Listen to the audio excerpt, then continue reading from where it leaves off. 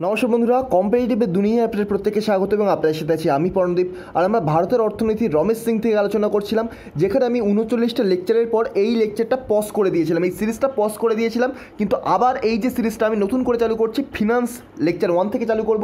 ফিনান্সের লেকচারও আমি আলোচনা করেছিলাম, তবু আবার ফিনান্সের লেকচার 1 থেকেই আমরা চালু করব। এর আগে আমরা ইম্পর্টেন্ট কিছু চ্যাপ্টার অ্যানালিসিস করেছি, যেমন ধরুন ব্যাঙ্কিং সেক্টর অ্যানালিসিস করেছি। ইম্পর্টেন্ট যে টার্মিনোলজি রয়েছে, এই যে আমাদের ইকোনমি রিলেটেড যেখান থেকে পরীক্ষায় কোশ্চেন আসে সেইগুলো আলোচনা করেছি। এছাড়াও ইনফ্লেশন সম্পর্কে আলোচনা করেছি। এছাড়াও আমরা কিন্তু আরও ইম্পর্টেন্ট এক্সটার্নাল সেক্টর নিয়ে আলোচনা করেছি। আর আজ আমরা শুরু করছি ফিনান্স। চলুন আজকে প্রথম লেকচারে আমরা জানবো বাজেট কি। বাজেট ভেরি ভেরি ইম্পর্টেন্ট, পরীক্ষায় প্রতি বছর বাজেট, ইকোনমিক্যাল সার্ভে এখান থেকে কোশ্চেন আসে। তো এখানে আজ আমরা জানবো যে বাজেট কি এবং বাজেটের রিলেটেড কিছু ইম্পর্টেন্ট তথ্য জানবো, যেগুলো ডব্লিউবিসিএস মেন্স, এছাড়াও ইউপিএসসি প্রিলিমস, এসএসসি, রেলওয়ে প্রত্যেকটা এক্সামের জন্য কিন্তু ইম্পর্টেন্ট হবে। তবে স্পেশালি এই লেকচারটা বানানো কিন্তু ডব্লিউবিসিএস মেন্স এবং ডব্লিউবিসিএস প্রিলিমসের পার্সপেক্টিভ থেকে। তো চলুন ভিডিওটা শুরু করা যাক। তার পূর্বে এগিয়ে চলো, এই টেলিগ্রাম চ্যানেলটিকে সাবস্ক্রাইব করতে ভুলবেন না। এই চ্যানেলে আমার প্রতিটি লেকচারের আপডেট সহ ইম্পর্টেন্ট লেকচারের পিডিএফ পেয়ে যাবেন। যেমন সকালের কারেন্ট অ্যাফেয়ার্স, এই লেকচারের পিডিএফ পেয়ে যাবেন। সকালের কারেন্ট অ্যাফেয়ার্স যেমন আমি আপডেট করি, তেমনই তার সাথে সাথে কিন্তু নেক্সট যে ভোকাবুলারি ক্লাস তার পিডিএফ পেয়ে যাবেন। আর এই ডেসক্রিপশন বক্সে আমার যে চ্যানেল এবং আমার সম্পর্কে সমস্ত তথ্য আপনারা দেখতে পারেন। আর Adhunik Bharat by Bipan Chandra, Indian modern history by Bipan Chandra, বইটা কেমন, বইটা সম্পূর্ণ রিভিউ আপনারা দেখতে পারেন। লিঙ্ক আমি ডেসক্রিপশন বক্সে দিয়ে দেবো, প্রোভাইড করে দেবো। চলুন শুরু করা যাক। তো প্রথমে এই যে টার্ম দেখুন, এখানে গভর্নমেন্ট বাজেট সম্পর্কে দেওয়া রয়েছে, তার দুটো ভাগ দেওয়া দেখতে পাচ্ছেন। এখানে revenue budget, capital budget. Revenue budget আবার দুটো ভাগে ভাগ করা যায়, revenue receipt, revenue expenditure. Capital budget দুটো ভাগে ভাগ করা যায়, ক্যাপিটাল রিসিপ্ট, ক্যাপিটাল এক্সপেন্ডিচার। আবার tax revenue, non tax revenue, plan revenue expenditure, non plan revenue expenditure, plan capital expenditure, non plan capital expenditure.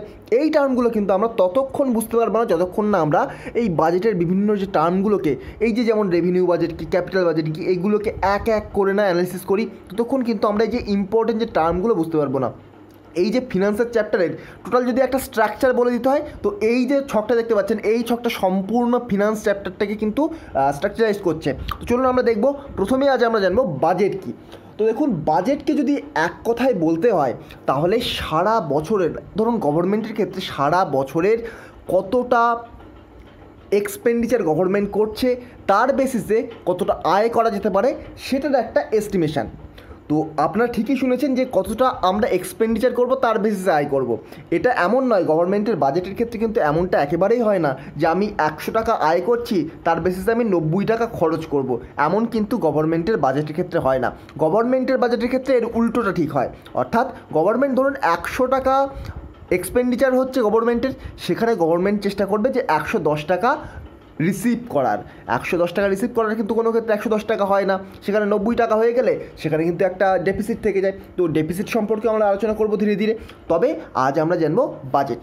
তো দেখুন, আমি একটু আগেই বললাম যেটা এক্সপেন্ডিচারের ওপর বেস করে কিন্তু বাজেট নির্ধারণ করা হয়। এক্সপেন্ডিচারের ওপর বেস করে কতটা আয় করা যেতে পারে, সেটাই কিন্তু বাজেটের লক্ষ্য।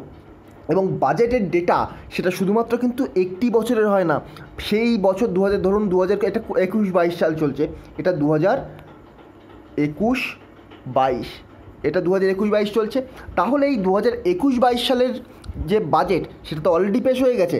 এবার যখন আমরা 2022-23 সালের বাজেট পেশ করব 2022 সালের ফেব্রুয়ারির 1 তারিখে, তখন কিন্তু আমাদের শুধুমাত্র ওই বছরটা দেখলে হবে না, বর্তমান যে সালটা চলছে তার এক বছর আগে, অর্থাৎ 2020-21 প্লাস 2021-22 প্লাস 2022-23, এই তিনটিকে কিন্তু নিয়ে এই বাজেট ক্যালকুলেশন করতে হবে। তো যাই হোক, অনেক টেকনিক্যাল টার্ম বলে ফেললাম। এই বাজেট ক্যালকুলেশন করতে হবে কীভাবে, এই যে বছরগুলো নিলাম। এবার আমি একটু সংক্ষেপে এবং খুব সহজে এক্সাম্পলের মাধ্যমে আমরা অ্যানালিসিস করার চেষ্টা করি। তো দেখুন, আপনি ছোট্ট একটা ফ্যামিলি, নিজের ফ্যামিলিটিকে আপনি কল্পনা করে নিন। আপনার ফ্যামিলিতে আপনার বাবা মা বা গার্জিয়ান, তাকে আপনি গভর্নমেন্টের সাথে তুলনা করতে পারেন। আপনার ফ্যামিলিতে আপনার গার্জিয়ানকে আপনি গভর্নমেন্টের সাথে তুলনা করতে পারেন। এই যে গার্জিয়ান আপনার ফ্যামিলির সমস্ত যে খরচ এবং প্রতি মাসে যে ইনকাম, তার বেসিসে খরচ নির্ধারণ করে। চেষ্টা করা হয় যে যদি 100 টাকা ইনকাম হয়, সেখানে 90 টাকা খরচ করার এবং সেখান থেকে 10 টাকা বাঁচিয়ে রাখার। এবার সেটা যদি 90 টাকার জায়গায় আমরা 80 টাকা খরচ করে 20 টাকা বাঁচাতে পারি, সেটা আরও অনেকটা বেশি ভালো হয়। তো এই যে ব্যাপারটা, সামনে যে বছরটা আসছে, একটা ফ্যামিলির ক্ষেত্রে কী হয়, সামনের যে মাস আসছে সেই মাসে কত টাকা ইনকাম হবে, তার বেসিসে কত টাকা খরচ করা হবে সেটা নির্ধারণ করা হয়। কিন্তু গভর্নমেন্টের ক্ষেত্রে সামনে যে বছরটা আসছে অর্থাৎ আপকামিং যে ইয়ার, সেখানে কত টাকা আমাদের খরচ হলে কত টাকা আমরা আয় করতে পারবো, তার যে একটা এস্টিমেশন, তার যে একটা ছোটোখাটো একটা হিসাব, ছোটো ক্যালকুলেশান, সেটাকেই কিন্তু আমরা বলবো বাজেট। আর প্রাথমিক পর্যায়ে কিন্তু বাজেট এই যে 1 ফেব্রুয়ারি বর্তমানে পেশ করা হয়, এটা কিন্তু 1 ফেব্রুয়ারি পেশ করা হতো না। এখানে বলে দিই 1999 সাল পর্যন্ত কিন্তু ফেব্রুয়ারি মাসের একেবারে শেষ দিন বিকাল 5টায় কিন্তু পার্লামেন্টে বাজেট পেশ করা হতো। কিন্তু বর্তমানে 1999 সালের পর থেকে কিন্তু সকাল 11টায় ফেব্রুয়ারি মাসের 1 তারিখেই বাজেট পেশ করা হয়। তো এগুলো নিয়ে আমি পরে ফ্যাক্টের ডেটাতে জানবো, তার আগে আমরা আরও কিছু তথ্য জানবো বাজেট সম্পর্কে। তো অ্যাকচুয়ালি বাজেট সম্পর্কে কিন্তু আমাদের কনস্টিটিউশনে কিছুই বলার নেই। অ্যাকচুয়ালি আমাদের কনস্টিটিউশনের আর্টিকেল 12, আপনারা যদি ইন্ডিয়ান পলিটি পড়ে থাকবেন তাহলে দেখতে পাবেন আমাদের কনস্টিটিউশনের আর্টিকেল 112তে আমাদের কনস্টিটিউশনের আর্টিকেল 112তে AFS সম্পর্কে বলা রয়েছে। কি AFS এর ফুল ফর্ম কি? AFS এর অর্থ হলো অ্যানুয়াল ফিনান্সিয়াল স্টেটমেন্ট। তো এই অ্যানুয়াল ফিনান্সিয়াল স্টেটমেন্ট সম্পর্কে বলা রয়েছে আমাদের কনস্টিটিউশনের আর্টিকেল 112তে। তো এটা থেকেই কিন্তু ধীরে ধীরে বাজেট টার্মটা এসে গেছে। তো বাজেট অ্যাকচুয়ালি কিছুই নয়, বাজেট টার্মটা এসছে আবার বকেট টার্ম থেকে। তো বকেট অ্যাকচুয়ালি একটা লাল যে খাতা, যার মধ্যে করে এই যে ক্যালকুলেশনটা আমি একটু আগে যে বললাম, সামনে যে বছর আসছে সেই বছরে কতটা আমরা এক্সপেন্ডিচার করবো তার বেসিসে যে রিসিপ্ট হবে। তো সেক্ষেত্রে যে ক্যালকুলেশনটা, সেই ক্যালকুলেশনটা একটি লাল খাতার মধ্যে, লাল চামড়ার খাতার মধ্যে আনা হতো। তো সেই লাল চামড়ার খাতাকে বলা হতো বহি খাতা বা ওহি খাতা। তো ওই টার্ম থেকে এসছে বকেট এবং ধীরে ধীরে সেখান থেকে চেঞ্জ হয়ে এসছে বাজেট। তো এটা মনে রাখবেন, বকেট একটা ফ্রেঞ্চ টার্ম। পরীক্ষায় এর আগে প্রিভিয়াসে কোশ্চেন এসছে যে বকেট টার্মটা কোথাকার টার্ম, তো এটা কিন্তু একটা ফ্রেঞ্চ টার্ম বকেট, সেখান থেকেই টার্মটা এসছে বাজেট। তো এই যে আমি একটু আগে বললাম বাজেটের ডেটা সম্পর্কে আমাদের জানতে হবে একটু। আর ডেটা ইন বাজেট দেখতে পাচ্ছেন এখানে, ডেটা ইন বাজেট বলে আমি হেডিং করে রেখেছি। তো ডেটা ইন বাজেট ব্যাপারটা কি? তো দেখুন, আমি একটু আগে একটা এক্সাম্পল দিলাম। ধরুন বর্তমানে তো চলছে 2021-22 সাল, 2021-22 সাল। তো এই 2021-22 সাল যেহেতু বর্তমানে চলছে, তো সেহেতু আমাদের যদি ক্যালকুলেশন করতে হয় 2022-23 সালের যে বাজেট, তার জন্য আমাদের কয়েকটি জিনিস দেখতে হবে। তার জন্য এর 1 বছর আগের দেখতে হবে, অর্থাৎ 2020-21 সাল। 2020-21 সাল এটাকে আমরা টার্ম করব এ দ্বারা আমরা টার্ম করে থাকি সাধারণত, আপনারা নোট করে রাখতে পারেন, আমরা এটাকে টার্ম করে থাকি এ দ্বারা। আবার আমরা যখন 2022-23 সালের বাজেট তৈরি করব, তখন কিন্তু আবার 2021-22 সালেরও ডেটা লাগবে। শুধুমাত্র একটা বছরের ডেটা নিয়ে আমরা কাজ করতে পারি না। তো সেহেতু প্রিভিয়াস ইয়ারেরও ডেটা লাগবে, কতটা আপনার বাজার দর চেঞ্জ হচ্ছে, কতটা কোনো জিনিসের দ্রব্যমূল্য বৃদ্ধি পাচ্ছে, ইনফ্লেশন কতটা বৃদ্ধি পাচ্ছে, তার জন্য কিন্তু 2021-22-এর ডেটাও লাগবে।